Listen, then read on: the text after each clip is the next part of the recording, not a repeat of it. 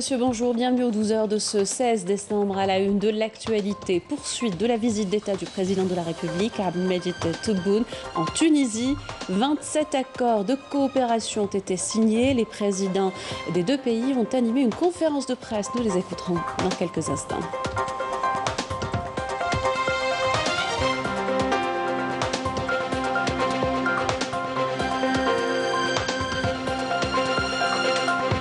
Le président de la République félicite l'équipe nationale des A' suite à sa très belle victoire hier et sa qualification en finale de la Coupe arabe FIFA 2021. Et retour dans ce journal sur le match palpitant des Verts face au Qatar, pays organisateur. Une victoire par 2-1 qui conduit l'équipe nationale en finale.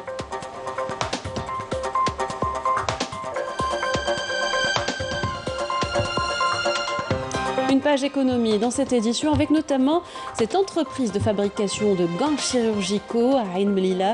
Celle-ci s'est lancée dans l'exportation vers la Tunisie dès 2018.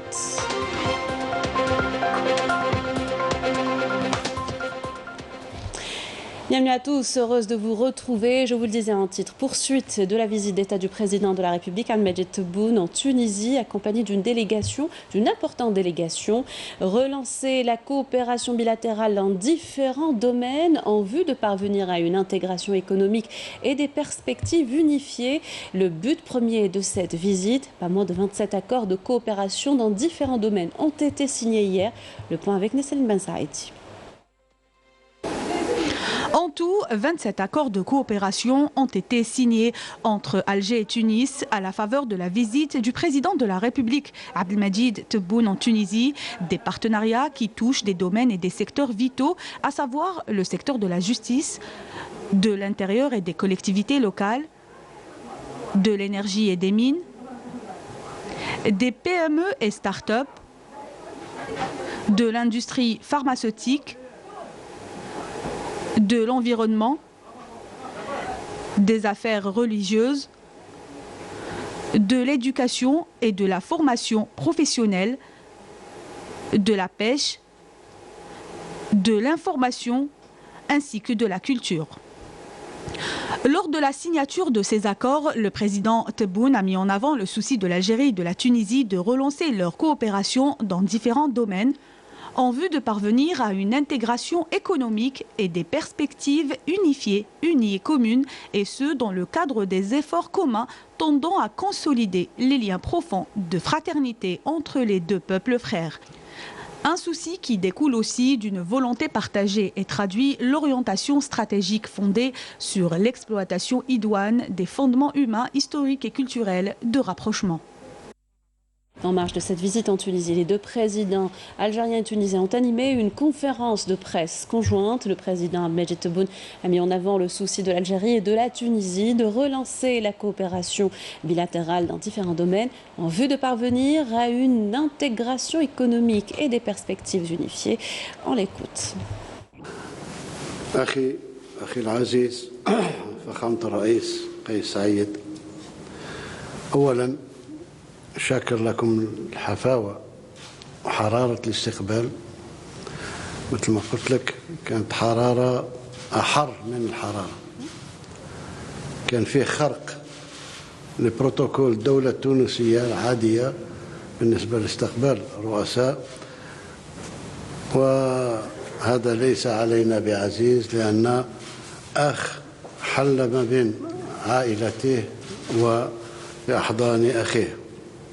شاكر لك باسم كل الوفد الجزائري حفاوة الاستقبال وشعورنا بأننا خليتنا نشعر أننا في بلدنا الثاني حقيقة.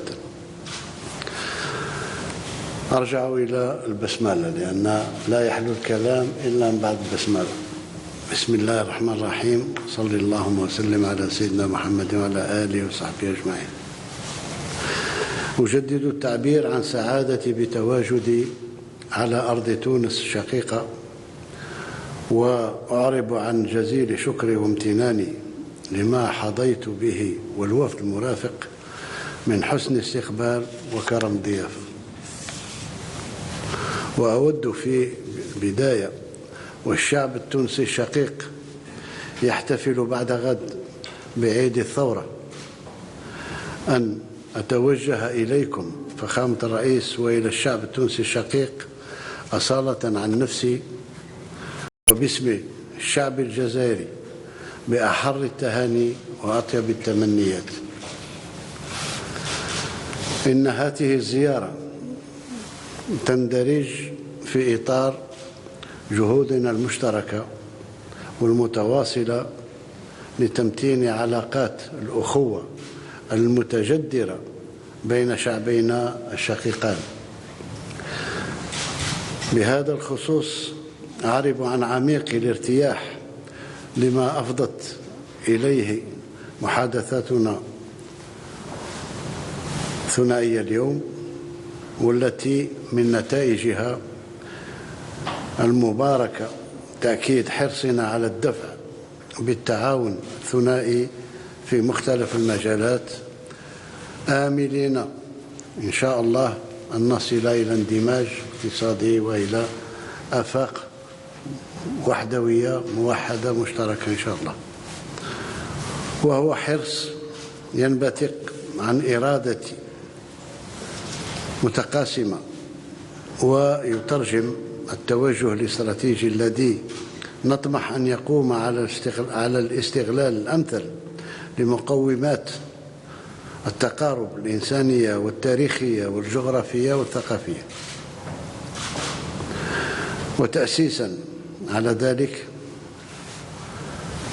اتفقنا على أن يتم تعزيز الإطار القانوني لتنظيم العلاقات الثنائية ضمن هذا المنظور الجديد، وذلك بالتوقيع على العدد الهام من اتفاقيات لتعزيز التعاون الثنائي وتوسيعه في القطاعات الحيوية خلال المراحل القادمة من عملنا المشترك إن شاء الله. وعلى صعيد الأوضاع الإقليمية والدولية تطرقنا إلى العديد من القضايا الراهنة وتبادلنا الرؤى حول الملفات ذات الاهتمام المشترك، خاصة الأوضاع في ليبيا الشقيقة، ومتفق تمام الاتفاق مع أخي قيس أن الحل في ليبيا ما يكون إلا بين الليبيين أنفسهم. ونتمنى لليبيا الشقيقة إن شاء الله أن تتخلص من المرتزقة وأن تتخلص من القوات الأجنبية وأن يعود الوئام بين الأشقاء والفرقاء الليبيين إن شاء الله. وفي منطقة الساحل والصحراء كذلك حول المسائل المتعلقة بالعمل العربي المشترك، لا سيما وأن الجزائر تتأهب لاحتضان القمة العربية التي نريدها جامعة وشاملة، ولن نكرس، قلتها وأكررها من أرض تونس الطيبة، أن الجزائر لن تكرس التفرقة العربية، إما تكون قمة جامعة وإما تكون نظرة أخرى إن شاء الله. وفي الأخير تتيح لي هذه المناسبة أيضا أن أجدد التهاني للجمهورية التونسية الشقيقة على اختتام عضويتها بمجلس الأمن الأممي بنجاح واقتدار كبيرين، وأخص بالثناء جهودها الفعالة في سبيل تعزيز التعاون الدولي لمكافحة جائحة كورونا، والتي كان من ثمارها اعتماد مجلس الأمن للقرار الهام رقم 2532، والفضل يرجع تونس. وفي الختام أشكركم أخي العزيز على الحفاوة مرة أخرى، والسلام عليكم ورحمة الله تعالى وبركاته. Lors de la même conférence de presse, de son côté, le président tunisien Kais Saïed a qualifié la visite du président Ahmed Tebboune d'historique et affirmé que son pays n'oubliera jamais la main tendue de l'Algérie en temps de pandémie. Je vous invite à l'écouter. أتوجه في البداية بجزيل الشكر لأخي فخامة الرئيس عبد المجيد تبون رئيس الجمهورية الجزائرية الديمقراطية الشعبية، أتوجه إليه على هذه الزيارة التاريخية وأشكره من أعماق القلب على تلبيته الدعوة لزيارة تونس. كنت عاهدت الشعب قبل الانتخابات على أن تكون أول زيارة لي هي للجزائر، وتمت ولو كانت قصيرة، ولكن إذا فوفوا بالعهد إذا عاهدتم أوفيت بالعهد، وكانت أول زيارة هي إلى الجزائر. واليوم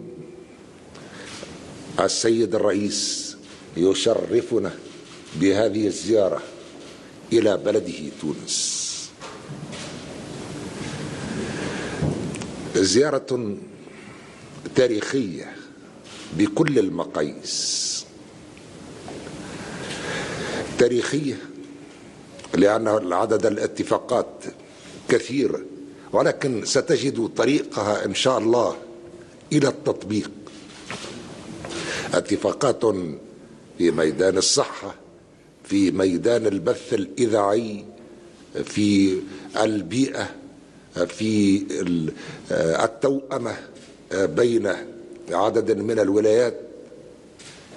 تقريبا لم يبق مجال إلا وتم فيه الاتفاق، وسنعمل بنفس العزيمة على تحقيق وتكريس هذه الاتفاقيات في الواقع. كنت تحدثت مع فخامة الرئيس أخي سي عبد المجيد، تحدثت عن المستقبل، وتعرضنا لعدد من المواقف التاريخية التي جمعت شعبينا، التي جمعت شعبنا في الواقع، شعبنا الواحد في تونس وفي الجزائر، وخاصة زمن التحرير الوطني، وكيف كان هناك بطبيعة الحال شقيق يشد أزر شقيقه في المصاعب والمحن، ولكن أيضا كانت هناك علاقات ثقافية بين العلماء التونسيين والعلماء الجزائريين. توقفنا عند عديد المحطات وعديد المفاهيم التي يجب أن نكرسها أو نجد مفاهيم جديدة إن شاء الله في المستقبل لتحقيق ما يصبو إليه شعبنا الواحد في تونس وفي الجزائر وفي المغرب وفي موريتانيا وفي مصر، في كل البلاد العربية. استعرضنا الأسباب التي لم تمكن من تحقيق الحلم الذي كان يحلمه من سبقنا، ولكن للأسف لم يتحقق. وتعرضنا للطرق الجديدة التي سيتم بها التكامل والتعاضد. هناك دولتان ولكن هناك شعب واحد. الرايتان التونسية والجزائرية أمامنا يرفعها التونسيون والجزائريون في نفس الوقت، وهذا دليل على أن العلاقات بيننا هي علاقات متميزة عبر التاريخ، ولكن ستكون إن شاء الله متميزة أيضا في المستقبل، لأنه لا يمكن أن نواجه التحديات فرادى، يجب أن نكون مجتمعين بطرق مختلفة، بطرق نستنبطها، ولكن بطرق تحقق المقاصد التي وضعت من أجلها هذه الاتفاقيات والتي تم التعرض إليها. نحن دخلنا مرحلة جديدة في التاريخ ندخلها بفكر جديد، ربما هناك نفس المقاصد في الأخوة نفسها والعلاقة بين الشقيق والشقيق لا أكثر ولا أقل، يعني هذه العلاقات التي ستتوطد أكثر في المستقبل، وسنعمل على أن تكون مثالا يمكن أن يحتذى به في عدد من المناطق الأخرى، يحتذى به لأنه يحقق النجاح بناء على الإرادة الشعبية ويحقق الخير للبلدين وللشعب الواحد في الدولتين. مرة أخرى أتوجه بالشكر الجزيل لأخي العزيز السيد الرئيس عبد المجيد تبون. كنا عبر الهاتف في بعض الأحيان نتحدث عن بعض المسائل، ولكن لن أنسى أبدا الموقف الجزائري في ظل الجائحة، وكان تم الحديث عن ذلك كيف يتم اقتسام الأكسجين بين الدولتين. هذا ما قاله لي سيادة الرئيس عبد المجيد تبون: سنتقاسم كل شيء، نتقاسم نفس الأمال ونفس الإرادة لتحقيق آمال شعبنا في تونس وفي الجزائر. Et dans la soirée d'hier, le président tunisien Kais Saïd a honoré le président de la République Ahmed Tebboune avec le grand collier de l'Ordre national du mérite à Tunis pour les efforts qu'il déploie pour réaliser les aspirations du peuple algérien. La remise à l'honneur s'est déroulée en marge du dîner offert par le président tunisien en l'honneur du président Ahmed Tebboune et de la délégation qui l'accompagne. Les deux présidents ont par ailleurs assisté à une cérémonie de louange religieuse. تلبية لتطلعات الشعب الجزائري الشقيق وتحقيق آماله.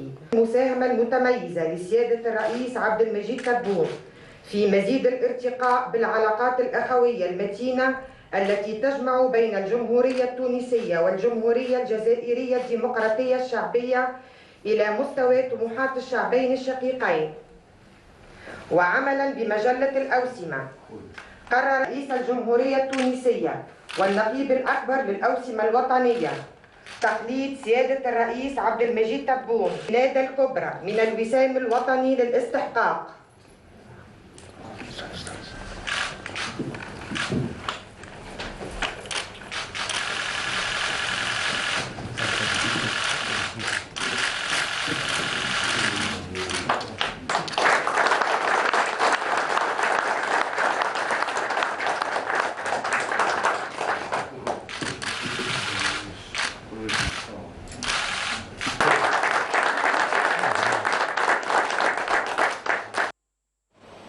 Comme je vous le disais tout à l'heure, le président de la République, accompagné de son homologue tunisien, a également assisté à une cérémonie de louange religieuse, comme vous allez le voir dans quelques instants.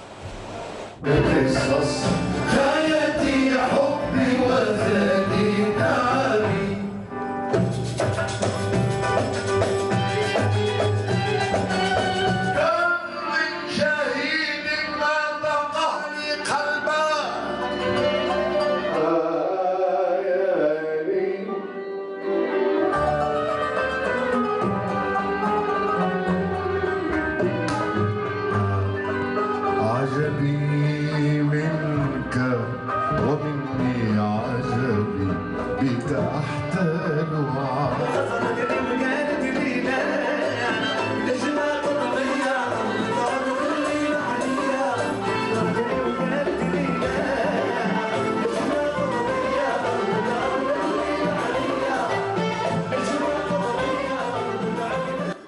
Voilà pour ce premier jour de visite d'État hier du président de la République Majid Tebboune en Tunisie. La visite se poursuit aujourd'hui et c'est depuis Tunis que le président de la République a félicité l'équipe nationale des A' suite à sa très belle victoire hier en demi-finale de la Coupe arabe FIFA 2021. Félicitations aux champions. La qualification pour la finale, a écrit le président sur son compte Twitter. Explosion de joie suite à cette victoire de l'équipe nationale en Algérie, à l'étranger. Je vous incite à regarder ces scènes de liesse juste après le match. L'Algérie jouera bel et bien la finale de la Coupe arabe de la FIFA. Opposés au pays organisateur, les Verts continuent sur leur très belle lancée. Le début de la rencontre est très équilibré avant que les poulains de Bouguera ne prennent le jeu à leur compte en fin de première mi-temps. De retour des vestiaires, les Algériens accentuent la pression et arrivent à ouvrir le score après un corner que Ben Aïada reprend d'une volée qui sera déviée de la tête par Belamri. En fin de match, l'arbitre ajoute 9 minutes de temps additionnel. Les Qataris se ruent en attaque et égalisent à 90+7 par Muntari. Alors qu'on se dirige vers les prolongations, Brahimi s'infiltre du côté gauche et obtient penalty. Un penalty transformé par Belaili en 2 fois. L'arbitre siffle la fin de la partie après 19 minutes de temps additionnel. Du jamais vu. L'Algérie arrache une qualification finale amplement méritée. Dès le coup de sifflet final, les rues du pays sont envahies par des milliers de citoyens venus fêter la victoire. كان ماتش شويه صعيب شغل فيها ستريس فيها بانيك الحمد لله عندنا ايكيب شابه فرحوا الشعب فرحوا فرحونا الجزائر شكون اللي ماركا بلاي Les Verts feront face à la Tunisie en finale ce samedi au Stade El Beit. Voilà, donc c'était Sidi Ahmed Bouraoui qui revenait sur ce match palpitant de l'équipe nationale des A' hier face au Qatar. Et suite à la victoire de l'équipe nationale, la joie exprimée par les Sahraouis a été violemment réprimée par les forces de l'occupation marocaine dans les territoires occupés, comme vous le voyez sur ces images.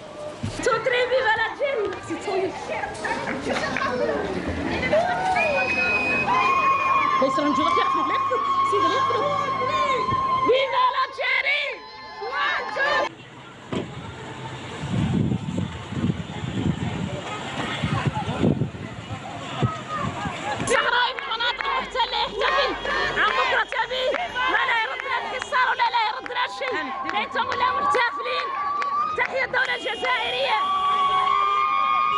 النصر النصر النصر النصر النصر النصر الحمد لله الحمد لله سيدي صورني أنا والله الحمد لله على فوز الجزائر الحمد لله الحمد لله دولتنا الثانية كل الوطن والشهادة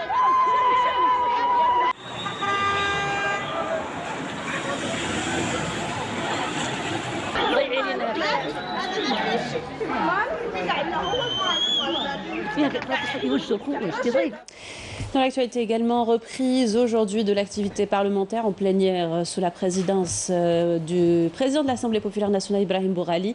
Des questions orales destinées à plusieurs secteurs.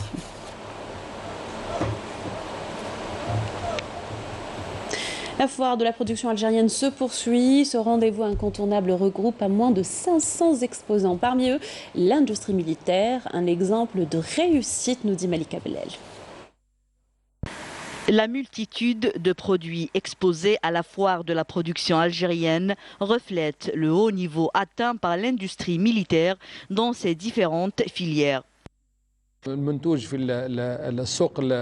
Beaucoup de produits qui sont mis sur le marché algérien sont fabriqués par des entreprises militaires, lesquelles sont connues à l'échelle nationale, notamment dans la fabrication des voitures, des moteurs et tout ce qui est électronique.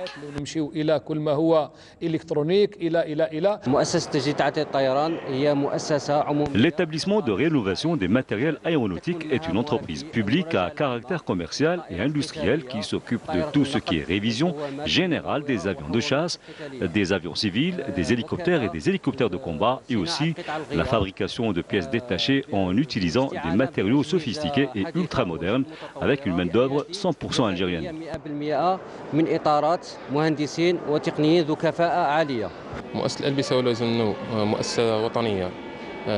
Notre entreprise est à caractère commercial et industriel. Nous produisons tout ce qui est habillement et couchage militaire, comme les chaussures, des vêtements, etc.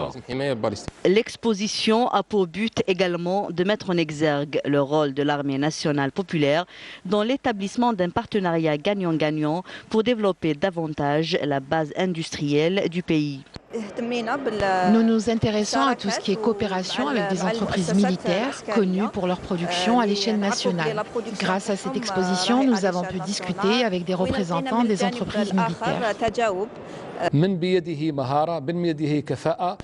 Nous sommes à l'écoute et nos portes sont ouvertes pour une coopération. Nous encourageons également les jeunes compétences. Le produit des nouvelles start-up doit cependant être conforme aux normes internationales, surtout les productions destinées au marché étranger.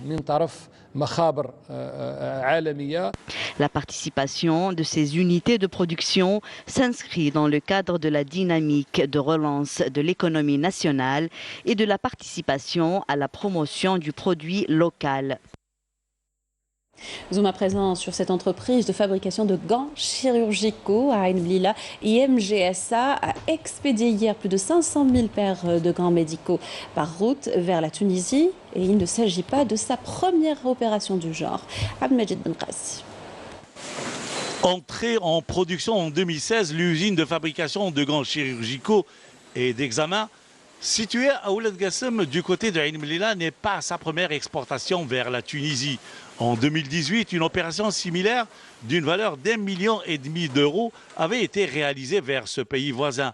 Pour cette nouvelle opération vers la Tunisie, 2 conteneurs de 500 000 paires de gants stériles ont été expédiés. Le contrat signé par un partenaire tunisien avoisine les 3 millions de dollars.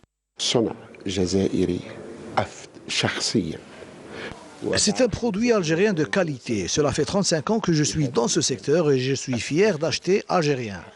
Et de surcroît un produit aux standards internationaux.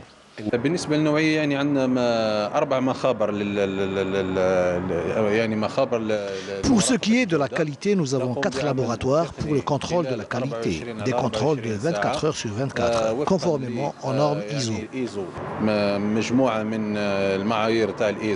Leader dans la production du gant en Algérie, le groupe IMGSA produisait dès le lancement de sa première ligne plus d'1 million de paires de gants par jour. Et aujourd'hui, la capacité de production a atteint les 600 millions annuellement, répondant aux normes internationales.